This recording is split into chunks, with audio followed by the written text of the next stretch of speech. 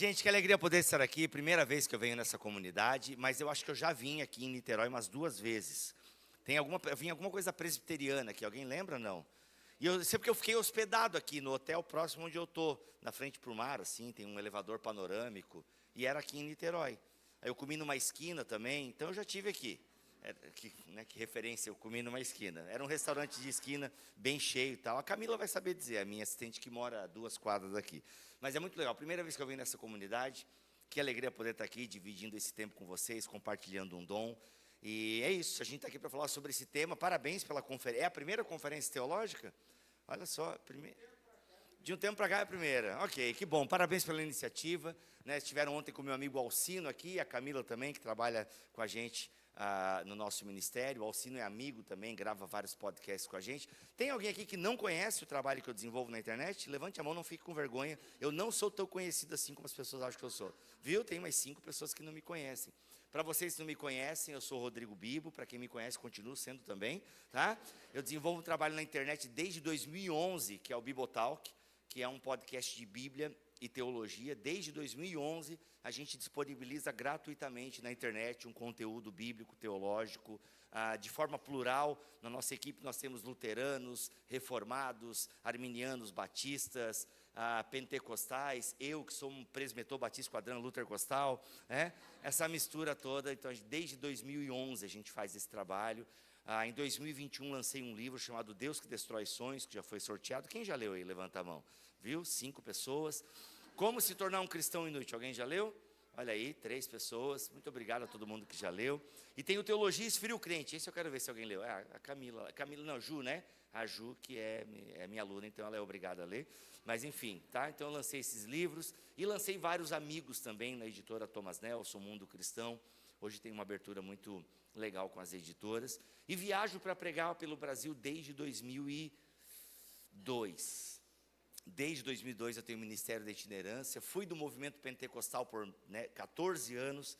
Então, viajei pelo Brasil pregando nas Assembleias de Deus e tal. Então, Deus tem compartilhado isso com a gente. Tem uma família que aceita isso, uma esposa, 2 filhos, que também estão lá agora me esperando e estão lá orando por mim. Então é isso, a gente tem esse ministério de estar compartilhando a palavra de Deus. Bem, o tema que me foi dado hoje é o fim da teologia é o amor, né? É isso mesmo? É o fim da teologia ou é a finalidade?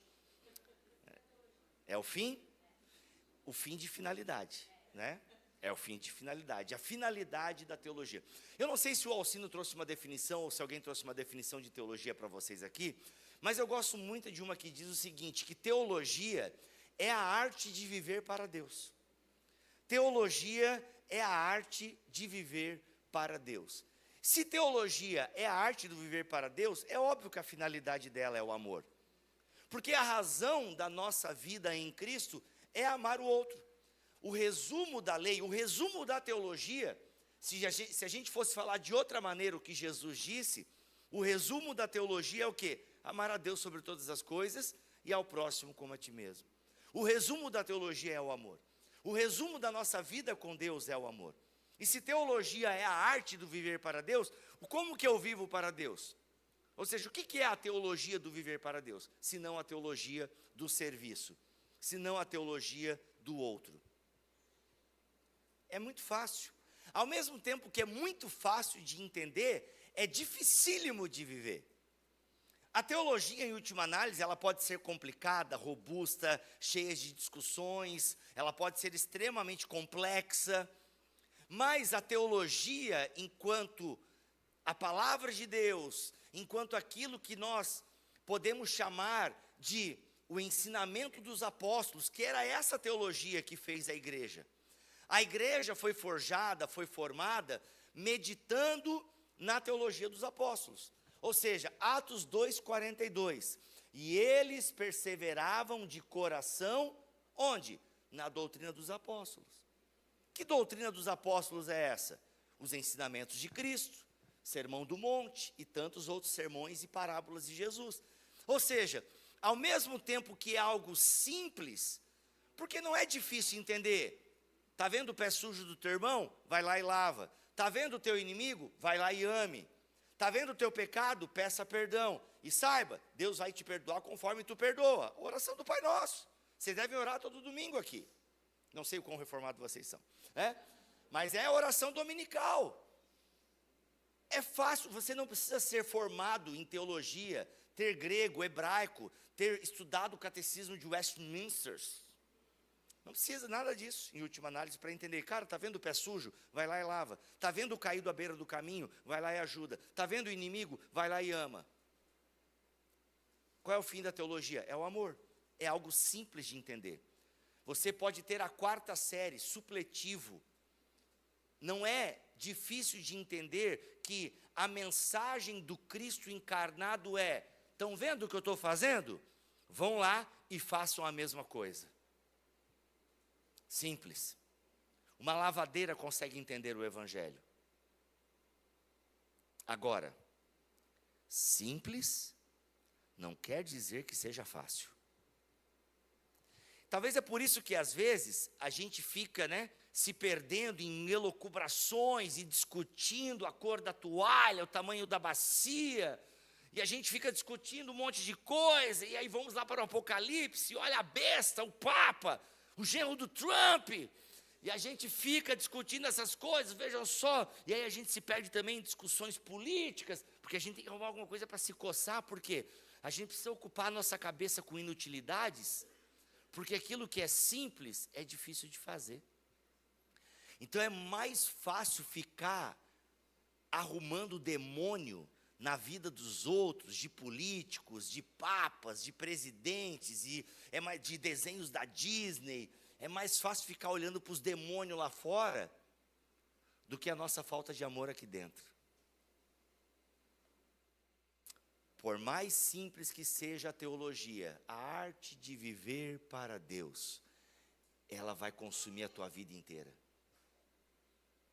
É uma vida inteira. A arte de viver para Deus é a vida inteira.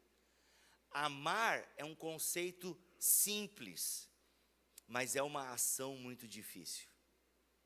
Não é fácil amar. Ainda mais depois da queda, porque nós nos amamos demais, nós vamos pensar em nós primeiro. Entende? E aí, inclusive, a gente distorce o mandamento. Não, eu preciso me amar primeiro para poder amar depois. E aí, nesse afã de querer se amar primeiro, a gente esquece do outro. Ou a gente vai discutir, o tamanho da toalha, a cor, a bacia, que tamanho, que material, e os pés continuam sujos. E a gente perde a dimensão da simplicidade. O fim da teologia é o amor, ou seja, o fim de todo o ensinamento de Cristo. O ministério de Jesus começa com ele ensinando, Mateus 5. E ele começou ensinando. E ele começou a os ensinar. E é isso. O que é esse ensino? Gente, é o outro. Alelon é uma palavra que aparece mais de 100 vezes no Novo Testamento. Uns aos outros, uns aos outros, uns aos outros. Toda a finalidade do que você sabe, tudo que você ganha de Deus, tudo que você sabe sobre Deus, se não desembocar no outro, não tem sentido algum. É só barulho. É só barulho. Tem um filme novo agora do Brad Pitt, eu amo, é Fórmula 1, F1, não sei como é que é o nome do filme. Fórmula 1, acho que é Fórmula 1. O filme é sobre Fórmula 1. Tem carro de corrida de Fórmula 1, é isso. E lá em casa a gente tem todo mundo meio autista lá em casa. Diagnosticado mesmo só o meu filho de 6 anos, mas o resto a gente suspeita, E a gente tem uns hiperfoco em filme, assim. E aí, antes era Top Gun Maverick, era toda semana a gente tinha Top Gun Maverick. Agora é Fórmula 1. A gente está viciado nesse filme. A gente põe lá, é para tomar café, começa o filme. Aí no almoço mais um pedaço, na janta mais um pedaço, no café da manhã a gente termina. A gente vai vendo em 4 partes, E aí tem muito legal que uma hora, o Brad Pitt é um piloto velho e tal, continua sendo o Brad Pitt, meninas?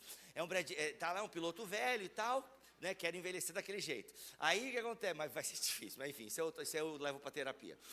Aí tá lá o Brad Pitt, e ele já é um piloto velho, ele é um piloto assim que ele ama a corrida.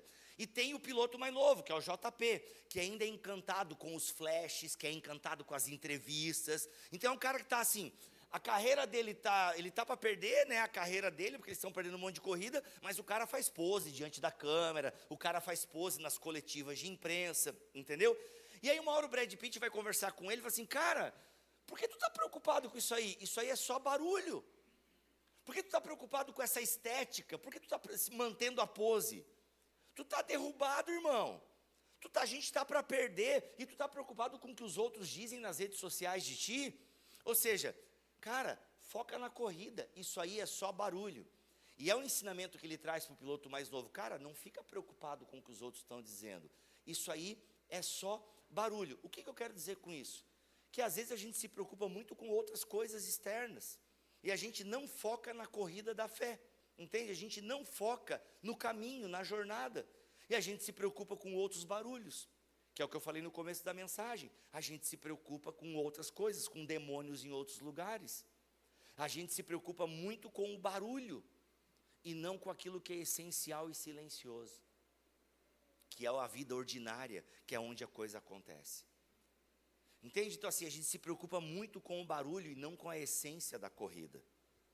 E a vida cristã é uma espécie de corrida. Paulo utiliza metáforas, né, da ginástica, da corrida, não da corrida de Fórmula 1, que não tinha no tempo de Paulo, né, mas era no atletismo, mas é a dinâmica do esporte, entende? Enquanto às vezes a gente se preocupa com várias outras coisas que não são importantes, é tipo a pessoa que quer começar a correr. Não, vou começar a correr. Aí, meu irmão, isso aí é uma seita, essa galera da corrida é uma seita. E eles têm as vestes litúrgicas deles. Porque é o short, tem algo que estão apontando para o irmão lá, né? Aí o que acontece? Tem um short específico, o tênis específico, o óculos. Aí o cara se preocupa, a mina se preocupa com tudo isso, mas não se preocupa com a corrida em si. Mas o importante é que bateu uma foto legal na beira da praia. Saiu lá. Né? Ou seja, está correndo mal, está com eu não sei falar os termos técnicos, né? Mas está com as medidas erradas lá, com pace, é isso que a pessoa fala? É isso, whatever, entendeu? Ou seja, se preocupa com um monte de coisa. O importante é ter a fotinho legal para o Instagram. Mas está correndo mal, não respira direito, não aquece direito, entendeu? Male faz os 5 quilômetros, mas termina lá, ganha a banana e a medalha e põe no Instagram. Mas não se preocupa com, sabe, aquilo que realmente importa. Porque quando realmente importa, não precisa do melhor tênis, não precisa da melhor bermuda, do melhor óculos, da melhor camisa. Tudo isso pode melhorar a performance. Mas tem bêbado de chinelo de dedo ganhando corrida. Então, o lance é a corrida. Lembra desse cara bêbado que ganhou a corrida? Então, foi um grande tapa na cara das pessoas que querem fazer pose para correr. Que o negócio é a corrida, é a jornada, é a sua motivação. E eu quero te dar uma motivação nessa manhã. Abra sua Bíblia em 1 Pedro, no capítulo 2, versículo 5. Essa água com gás é minha? Que legal. Não é muito bom tomar água com gás pregando, mas eu vou tentar. Essa é a primeira vez que eu vou pregar com água de gás. Já preguei com água de coco, né? Coca-Cola. Tem umas igrejas aí meio doidas. Perguntaram se eu queria coca. Eu falei, o líquido no caso, né? É bom explicar. Eu estou no Rio de Janeiro. Perguntaram se eu queria Coca-Cola para pregar. Nunca preguei, vamos fazer, vamos experimentar. Eles estão patrocinando alguma coisa aí que eu não estou sabendo? Vamos lá, gente, eu quero dar um pouco de motivação para vocês para a corrida. Os cristãos são conhecidos, né, como aqueles do caminho. Era como o evangelho era chamado no livro de Atos. Olha só a ideia de caminho, né, de jornada, de peregrinação, de forasteiros. Sempre essa ideia de continuidade, de caminho, isso é maravilhoso. 1 Pedro 2, versículo 5. 1 Pedro 2, 5. Abriram? Vou ler na NVI. Vocês também estão sendo utilizados como pedras vivas na edificação de uma casa espiritual para serem sacerdócio santo, oferecendo sacrifícios espirituais aceitáveis a Deus por meio de Jesus Cristo. Deixa o versículo na tela, por gentileza, pessoal. Pode deixar aí na tela. Vocês têm a NVI aí, não? Ou aqui só pode ir revista atualizada? Não sei o quão reformado vocês são, então... Mas a NVI é legal, o Saião gosta da primeira versão, então está tudo bem. Obrigado. Pode deixar a RA, não tem problema. Também, olha, também vós, né? Ninguém merece. Também vós mesmos, como pedras que vivem, sois edificados casas espirituais. Obrigado. Oi, olha que alívio visual. Tá? Gente, olha só, quero dar uma motivação então para vocês pararem de focar no barulho, pararem de focar em coisas que não importam e ter talvez uma consciência do que é a finalidade de saber sobre Deus, né? Qual é essa arte de ver para Deus? Qual é a finalidade da teologia? É o amor, ok. Como é que eu amo então? Bem, algumas coisas importantes sobre a sua identidade em Cristo. Porque quando eu sei quem eu sou, eu vivo naturalmente aquilo que sou.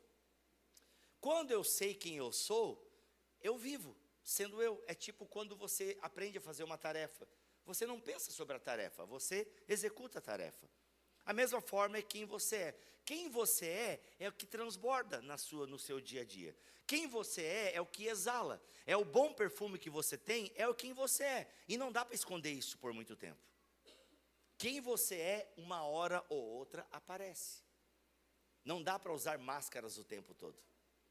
Por isso que é importante nós sabermos quem nós somos, para poder viver a finalidade da teologia. Bem, Pedro está escrevendo aqui para uma igreja, que inclusive é para uma série de igrejas, e ele está dizendo o seguinte: olha, vocês são forasteiros nesse mundo, e vocês são peregrinos, vocês estão aqui de passagem, mas olha só, tem um preço que foi pago, que é muito alto, que é o sangue vertido na cruz de Jesus Cristo, e aquilo que Jesus Cristo fez na cruz, tem uma consequência direta na vida de vocês, e a consequência direta na vida de vocês, não é que vocês vão para o céu, não, vocês estão de passagem aqui, é fato, existe uma cidade vindoura, existe um mundo do porvir, só que é o seguinte, vocês são forasteiros com uma mensagem, e vocês são pessoas transformadas agora pelo sangue de Cristo, vocês são lavados pelo sangue de Jesus, e digo mais, Pedro continua dizendo, vocês agora são um lugar onde Deus habita. Deus não habita mais em templos feitos por mãos humanas. Deus habita no meio do seu povo. E se Deus habita no meio do seu povo, o que a gente chama de culto, na verdade, não é a reunião das 10 horas, domingo pela manhã.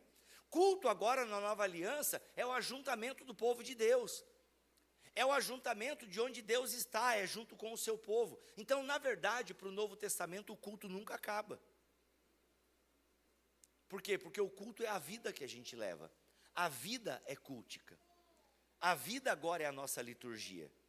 Não que não seja importante nós termos um horário, um lugar para se reunir, graças a Deus pelo ar-condicionado, sonzinho bem regulado, graças a Deus por tudo isso. Mas Deus não habita nesse lugar. Isso aqui não é um altar especial, onde só sobe consagrados e sacerdotes da tribo de Levi, descendentes de Arão. Não, agora Deus está fazendo uma casa espiritual. É uma casa, e essa casa espiritual é feita de carne, de pessoas como eu e você, pecadores miseráveis, perdoados e redimidos pelo sangue de Jesus Cristo. E tem uma consequência direta. Eu ouvi um aleluia? Rapaz, que legal! Nossa, não, vocês são muito legais, gostei, vocês não são reformados assim, não reformados, né? Eu vi um glória a Deus aqui, que sensacional. É que ontem de manhã eu preguei numa assembleia, aí, rapaz, era negócio de né? Mas legal, muito bom, tá? Então o que acontece? Vocês não são qualquer coisa, vocês são agora a casa de Deus, morada do Altíssimo. E aqui é importante um disclaimer, que não é agora cada um é a casa de Deus, não, eu sou a casa de Deus, eu sou o templo do Espírito Santo, eu não preciso da igreja. Tem essa onda aí, né? Os cristãos sem igreja, evangélicos não nominais. Antes a gente falava de católico não praticante, né? Que era o católico, eu sou católico, mas não vou na missa. Agora tem o evangélico, não, eu sou evangélico, mas não vou em nenhuma igreja. Eu não preciso de igreja, eu sou a igreja. Entendeu? Eu sou a igreja. Não, não é. Tijolo sozinho não faz construção. Você só é igreja, você só é templo do Espírito Santo se pertencer a um povo. E esse povo é onde Deus habita. É onde Deus se manifesta. E isso é maravilhoso, por quê? Porque da mesma forma que antigamente tinha um templo, se tinha também os sacerdotes desse templo. O sacerdote na antiga aliança era alguém que era responsável por cuidar da espiritualidade de Israel. Era alguém que mediava a presença de Deus e o povo, ou seja, fazia esse caminho entre Deus e o povo. Mas você tinha que ser da tribo de Levi, você tinha que ser descendente de Arão, tinha uma série de critérios para ser sacerdote. Nem defeito físico podia ter. Aliás, deixa eu contar para vocês uma crise de um novo convertido. Jovem Rodrigo, 17 anos, vesgo, dentes tortos e outros problemas de saúde. Quando eu li esse texto, e eu sempre quis ser algo, assim, eu sempre quis fazer algo para Deus, desde que eu me converti, não, eu quero ensinar a palavra de Deus. Eu quero fazer isso, a minha vida inteira ensinar a palavra de Deus. Só que quando eu cheguei nesse trecho de Levítico, que dizia que o sacerdote, e eu achava que ser um sacerdote hoje em dia era ser pastor. Então, para ser pastor tinha que ser perfeito. Falei, lascou, estou cheio de defeito. Não só os morais, eu tenho defeitos físicos também. Dente torto, olho torto, né? Então assim, mano, eu não posso ser sacerdote. E é interessante que essa minha mentalidade, ela é uma mentalidade que vem justamente dessa ideia de que tem o homem e a mulher de Deus, ainda hoje. Essa mentalidade de que existem seres humanos especiais, seres humanos que são chamados para serem os homens e as mulheres de Deus, aqueles que sobem no altar. A gente até chama isso aqui de altar, sem base bíblica, mas a gente chama. Entendeu? Ou seja, os homens especiais, as mulheres especiais. E simplesmente isso não coaduna com o Novo Testamento.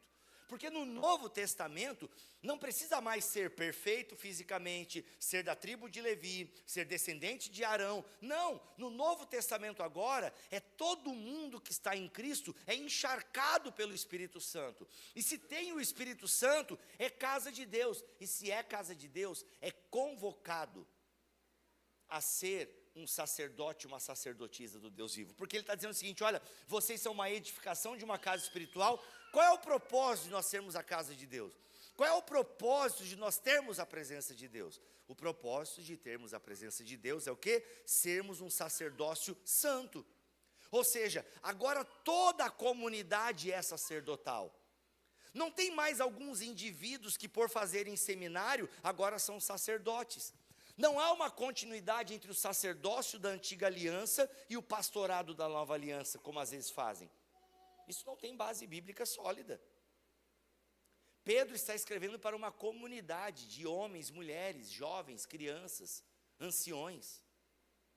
Vocês são casa espiritual. Vocês são agora um sacerdócio santo. Olha só que coisa maravilhosa, isso é identidade. Quem eu sou? Você é um sacerdote de Deus. Quem eu sou? Você é uma sacerdotisa do Deus vivo. E para ser isso, você não precisa de um título antes do seu nome. Você não precisa que uma convenção reconheça isso. O próprio Deus já reconheceu. Só viva isso. Só viva isso. Essa é a sua identidade de quem você é em Cristo. Além de amado, redimido, resgatado, abençoado, você tem um propósito muito claro registrado nas Escrituras. Você pertence a um reino de sacerdotes. Nesse sentido, Lutero vai dizer que trocar uma fralda é tão espiritual quanto fazer uma missa. Bíblia, por que tu fez essa introdução, essa fala? Porque o texto continua dizendo o seguinte, olha, qual o objetivo de nós sermos casa de Deus? Sermos sacerdócio santo. Aqui um outro parênteses, sacerdócio santo.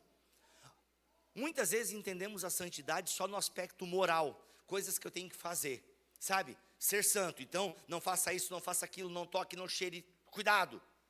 Santidade ao Senhor, cuidado, hein? A gente entende muito santidade só no aspecto moral. Tem o aspecto moral na santidade. O próprio Pedro, ao longo da sua carta, vai falar para a gente fugir, né, das paixões desse mundo e tal. Pedro vai dizer, sabe, olha, que a gente se abstenha dos desejos carnais que guerreiam contra nós. Está lá no versículo 11, tá? Ou seja, a gente tem um modo de viver diferente daqueles que não foram lavados pelo sangue de Jesus. Sim, tem um aspecto ético que envolve a santidade. Só que, cara, a gente foca muito no aspecto moral. E aí a gente transforma a nossa vida com Deus num checklist. Orei, jejuei, dizimei, vim no culto, ufa. Cumpri a minha tarefinha. E vida com Jesus não é checklist. É a vida com Jesus. Nos seus erros e acertos. Entende? Então não é a santidade na Bíblia, não é a ideia de sou ilibado, olha como eu sou santo. Não, eu sou separado.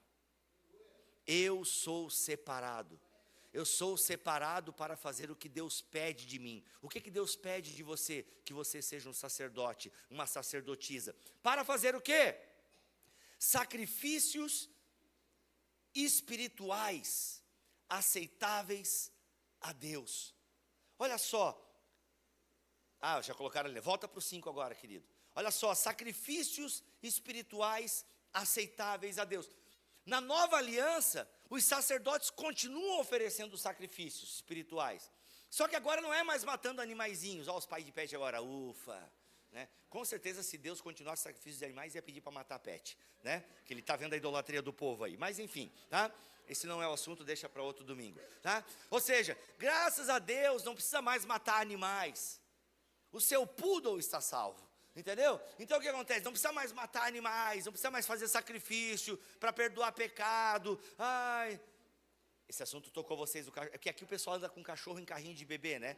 Mas isso, gente, é o pastor de vocês que vai tratar, não sou eu, tá bom? Tá aí? Ó, esquece isso. Ó, vou tomar uma água. Quando a gente toca no ídolo, isso é complicado. Se tem alguém aqui que leva cachorro em carrinho de bebê, tá tudo bem, não vou me meter nisso aí. Mas marca uma conversinha com o pastor. Aí o pessoal fala, o pastor faz. Aí, eu tô indo embora hoje até tarde. Gente, isso aqui é o TDAH, entendeu? Eu começo a entrar em outro assunto e quando eu vejo, eu já nem lembro mais que eu tinha para falar. Aí vocês ficam dando risada, aí eu me empolgo, entendeu? O pessoal tá rindo, entendeu? Para, quieto. Até caiu o negócio. Espírito Santo, volta, vai, eu me concentrei aqui de novo. O que eu estava falando mesmo? Não filme isso aí, irmã, pelo amor de Deus, você vai acabar com o meu ministério. O que é? Isso é só para você estar prestando atenção. Então, o que é? Ou seja, graças a Deus a gente não precisa mais sacrificar animais, como na antiga aliança. Não, porque o sacrifício perfeito já foi feito em Cristo Jesus.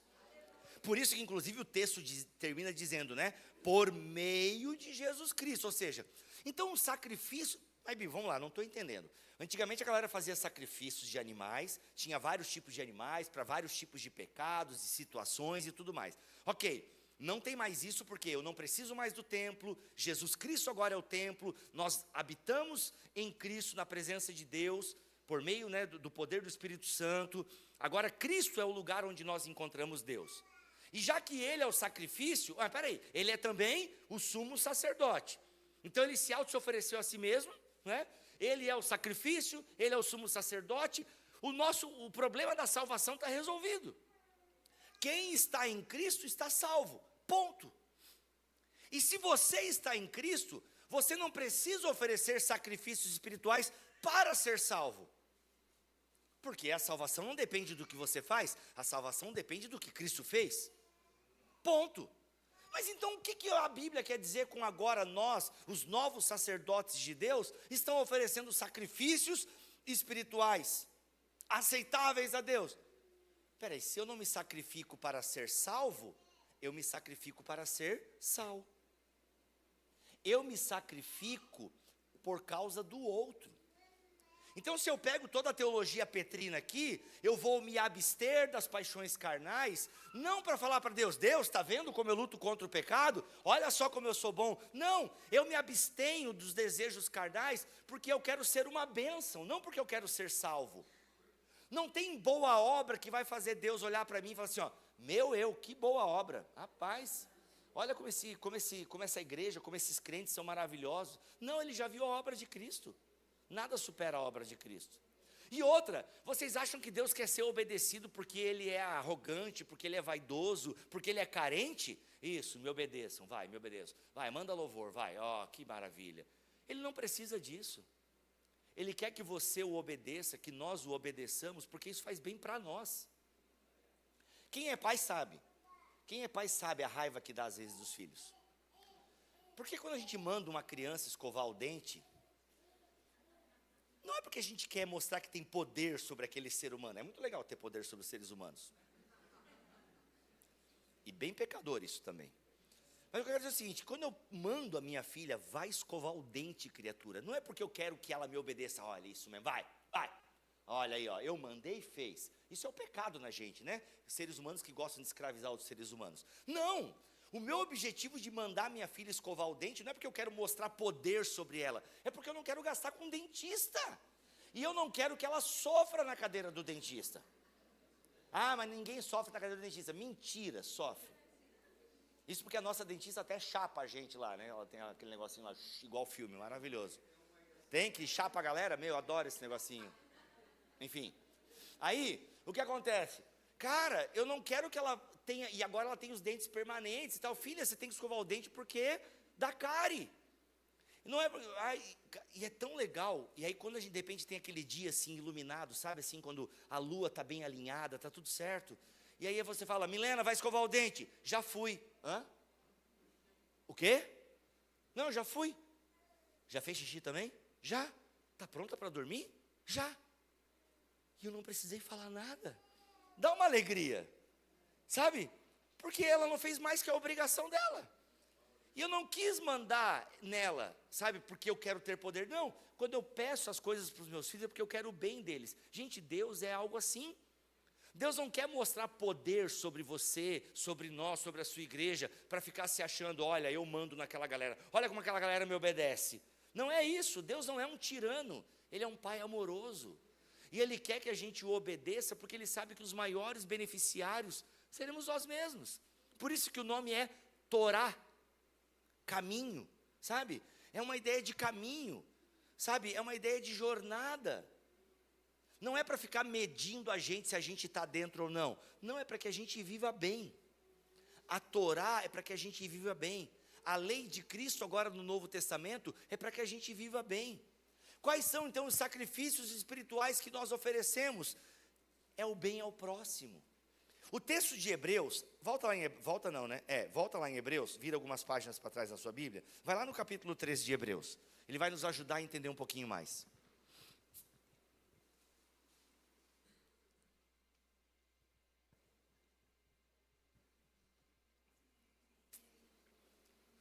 Vai lá no versículo 14, 14 deixa para o pastor pregar à noite, vamos no versículo 15. O versículo 14, pastor, pois não temos aqui nenhuma cidade permanente, mas buscamos a vindoura. O pastor vai falar sobre isso à noite. Mentira, eu nem sei. Versículo 15, olha só como o versículo 15 da teologia aos Hebreus aqui, nos ajuda a entender um pouquinho mais os sacrifícios espirituais. Versículo 15, por meio de Jesus, portanto, ofereçamos continuamente a Deus um sacrifício de louvor. Percebam, percebam como a linguagem sacrificial, ela está presente na teologia do Novo Testamento, tá? Hebreus, capítulo 13, versículo 15, tá? Por meio de Jesus, é por meio de Jesus que a gente oferece. Por que os autores bíblicos enfatizam, quando eles falam de sacrifício, eles colocam por meio de Jesus?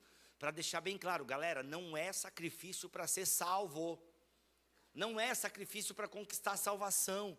Você não paga o preço por salvação, você não se sacrifica por salvação, já foi pago na cruz. Você agora se apropria do sacrifício de Cristo, por meio da fé. E pronto, acabou, não precisa mais ter medo, não se perde. Quem está em Cristo está seguro, ponto. Eu não preciso me preocupar mais com a minha salvação, ela está segura em Cristo. Se eu estou em Cristo, não há o que temer, ponto. Mas então o que são esses sacrifícios? E gente, quando a ideia de sacrifício, sim, é algo que demanda esforço, demanda atitude, demanda um sacrifício. Bem, o que é o sacrifício de louvor? É a gente fazer aqui uma noite inteira de louvor, vamos cantar das 10 até as 6 da manhã? Não, sacrifício de louvor é o que é? Que confessam o seu nome. Não se esqueçam de fazer o bem e de compartilhar com os outros o que vocês têm, pois Deus se agrada de tais sacrifícios. O que é o sacrifício então no Novo Testamento? Fazer o bem. Por isso que o fim da teologia é o amor. E o amor é fazer o bem. Aos da família da fé, aos de fora da fé, aos amigos e aos inimigos. Já é teologia do Antigo Testamento.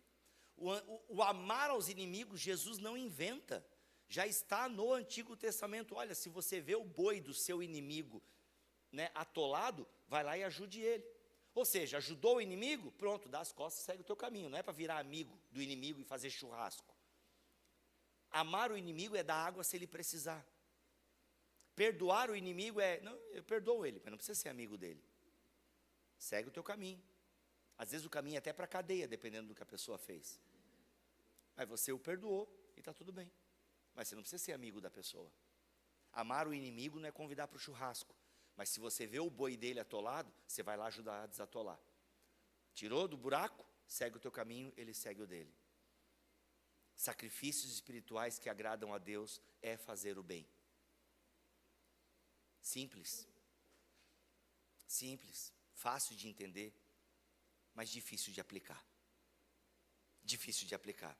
Não se esqueçam de fazer o bem e de compartilhar com os outros o que vocês têm, porque esses são os sacrifícios que agradam a Deus. Esses são os sacrifícios espirituais. É quando Jesus vai falar assim, ó, poxa, você fez muito bem para mim. Quando que eu te fiz bem, Jesus? Quando você ajudou fulano, ciclano, beltrano, quando você deu água, quando você visitou na prisão. É por isso que a Bíblia fala tanto do órfão e da viúva, do pobre. Entende? Porque nós precisamos fazer o bem. Aliás, Atos 2,42, que foi o primeiro texto bíblico que eu citei aqui na minha mensagem, tem justamente esse compêndio. É a galera perseverando de coração na doutrina dos apóstolos, na oração, na comunhão e no partir do pão. E depois o texto continua dizendo que eles vão partilhando os bens também. Depois no capítulo 4, volta a ideia da partilha dos bens. Ou seja, ninguém na igreja de Jesus passa necessidade, porque são muitos irmãos. E a partir do momento que nós nos ajuntamos como casa de Deus, se Deus é um Deus misericordioso, como não seremos também misericordiosos? Pois a essência do Evangelho é o serviço. A essência do Evangelho é o serviço. É o sacrifício que que Jesus apresenta ao Pai. É um sacrifício perfeito, que o Pai aceita, pois ressuscita o Filho, e a partir disso envia um povo no seu nome. Agora nós fazemos o quê? Em nome de Jesus, por meio de Jesus. Ou seja, se o sacrifício de Cristo era por nós, o nosso sacrifício é pelo outro. Jesus não morreu por si mesmo. Logo nós não nos sacrificamos por nós mesmos. Jesus foi ao Calvário morrer pelos outros. Nós andamos atrás de Jesus para morrer pelos outros. E isso fica extremamente claro em 1 João 3,16. Vamos abrir, esse texto é maravilhoso. 1 João 3,16 deixa isso extremamente claro para nós. Avança na sua Bíblia, vai lá em 1 João 3, 16 e 17. Tá? Olha só que coisa maravilhosa. Leia esse texto em silêncio. Eu quero dar um momento para você meditar, com base em tudo que eu já venho falando aqui. Medite nesse texto, 1 João 3, 16 e 17. Leia aí no seu lugar agora, a gente está encerrando já.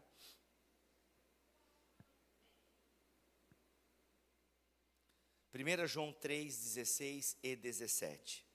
Olha só que coisa mais linda.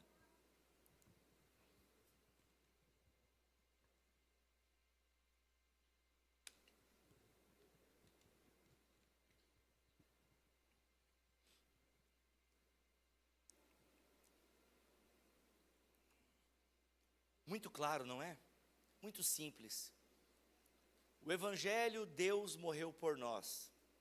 O que o Evangelho causa em nós? A gente começa a morrer pelos irmãos. O que é morrer pelos irmãos? Ajudar eles. É simples, mas difícil. E a gente precisa criar essa comunidade onde ninguém se sinta lesado porque faz mais e recebe menos. Talvez você tenha pensado exatamente isso agora, assim, tipo, mano, é muito legal, né? Mas eu estou aqui, ó, eu me mato, eu faço e ninguém faz nada por mim. É um sentimento legítimo que você pode ter. Um sentimento assim que você se sente meio, poxa, eu faço e ninguém faz nada por mim. Ninguém me ajuda, só eu que fico me matando pelos outros. Então, eu sei que às vezes é um pouco desanimador isso, mas lembre-se de Jesus Cristo, que foi traído pelo seu amigo, mas lembre-se de Jesus Cristo, que fez sem esperar nada em troca, a não ser a aceitação do Pai. Lembre-se que nós não passamos o quê? De servos inúteis, e não fazemos apenas a nossa obrigação. E outra, você serve os irmãos, não para ser reconhecido pelos irmãos, mas porque Ele te serviu primeiro. Então que a sua motivação em oferecer sacrifícios espirituais aceitáveis a Deus, não seja o reconhecimento dos irmãos, mas a certeza de que está cumprindo a vontade de Deus. E é claro, Nós, como casa espiritual, como sacerdotes, como sacerdotisas, que a gente possa ter essa consciência também. Cara, eu estou muito acomodado. Sabe o que eu estou percebendo? Que só estou sendo servido na minha comunidade local. E não estou servindo para nada. Talvez não tenha algo para fazer na comunidade, onde todo mundo possa fazer algo na comunidade. Mas quem sabe chegar para o pastor, para as lideranças, o que eu posso fazer? Gente caída pelo caminho é o que não falta. Pé sujo para lavar é o que não falta. Então se interesse por isso. Se interesse em agir como um sacerdote, como uma sacerdotisa de Deus. Porque é o que você é. É o que você é. Um sacerdote e uma sacerdotisa de Deus. Então vamos agir como tal. E você tem uma casa espiritual, onde você oferece sacrifícios espirituais. É onde Paulo vai dizer aos Gálatas, olha, levem as cargas um dos outros. Não é só para os líderes levarem as cargas da galera. Não, levem as cargas uns dos outros. E assim vocês cumprirão a lei de Cristo. É isso. Perdoem pecados. Você pode, em nome de Jesus, ouvir um pecado e professar perdão para essa pessoa. Cara, tu sabe que o teu pecado está perdoado em nome de Jesus. O seu pecado está perdoado em nome de Jesus. Confessem vossas culpas uns aos outros e assim vocês serão curados. Quem perdoa pecado é Cristo. E utiliza os seus sacerdotes e as suas sacerdotisas para que as pessoas se sintam próximas dele. Porque quando você ajuda alguém a entender o perdão, você cobre uma multidão de pecados. Tiago no capítulo 3. Vamos agir como sacerdotes? Vamos agir como sacerdotisas? Porque é o que vocês são, é o que eu sou. E eu não sou porque eu ocupo o púlpito, porque eu tenho um podcast, porque eu estudei teologia, porque eu fiz mestrado em teologia, porque eu escrevi livro. Não. Eu estou exercendo o meu sacerdócio e ele tem mais alcance que o teu. Mas isso não me torna melhor, isso não me torna maior no reino dos céus. Não, inclusive eu posso ser até o menor no reino dos céus. Eu posso inclusive chegar diante de Jesus e falar, viu Jesus, em teu nome escrevi 2 livros, em teu nome eu fiz podcast, em teu nome eu preguei. E Jesus olha para mim, mas eu não te conheço muito bem não. E aí pode chegar alguém que eu não sei nem o nome. Senhor, em teu nome servi minha família, em teu nome fui sacerdote no meu lar. Aliás, gente, mulheres e homens são sacerdotes do lar, tá? Homens e mulheres sacerdotes do lar. Então assim, ó, eu fui sacerdote no meu lar, eu eduquei meus filhos, eu eduquei meus pais, eu eduquei fulano, eu te testemunhei no meu trabalho, eu servi na igreja, fiquei na porta lá ajudando as pessoas a sentarem. Bem-vindo, servo bom e fiel. Entra na alegria, no gozo eterno do teu Pai. É isso. Que tem uma galera que vai chegar na presença de Deus naquele dia e teu nome expulsei demônio, profetizei, fiz coisa arada. E Deus não conhece eles. Então que o Senhor nos ajude a no cotidiano entendermos que o fim da teologia é o amor. E como é que eu manifesto o amor? Sabendo quem eu sou. E quem eu sou? Sacerdote e sacerdotisa de Deus, que oferece sacrifícios espirituais. O que são sacrifícios espirituais? É ajudar os outros. Vamos orar? Pai, em nome de Jesus, diante da Tua presença, Senhor, nós queremos Te agradecer pela Tua palavra. Obrigado porque ela nos confronta, ela nos consola. Obrigado porque a Tua palavra nos molda, que ela encontre em nosso coração um terreno fértil, que ela encontre no nosso coração, Senhor, um lugar para germinar, para dar frutos. Nós precisamos, Senhor, ter essa consciência de quem nós somos em Ti. Muito obrigado por morrer em nosso lugar. Muito obrigado por nos propiciar tão grande salvação. Obrigado porque essa salvação não é para que a gente vá para o céu, mas para que a gente manifeste o céu aqui na terra. Muito obrigado, Senhor, porque nos transformaste agora em sacerdotes, em sacerdotisas. Obrigado porque nós podemos manifestar o Teu amor, nós podemos manifestar o Teu cuidado, para que o Teu nome seja conhecido até que Tu venha. Em nome de Jesus Cristo, nós queremos isso para as nossas vidas, Senhor. Ajude-nos, Espírito Santo, sem Tu nós não conseguimos. Enche-nos de Ti. Enche-nos, dá-nos poder para testemunhar, dá-nos poder para servir, dá-nos uma consciência, dá-nos humildade, que a gente considere o outro superior a nós. Ajude-nos, Senhor, a sermos uma bênção, porque salvo nós já estamos. Obrigado por isso. Oramos em nome de Jesus. Amém e amém.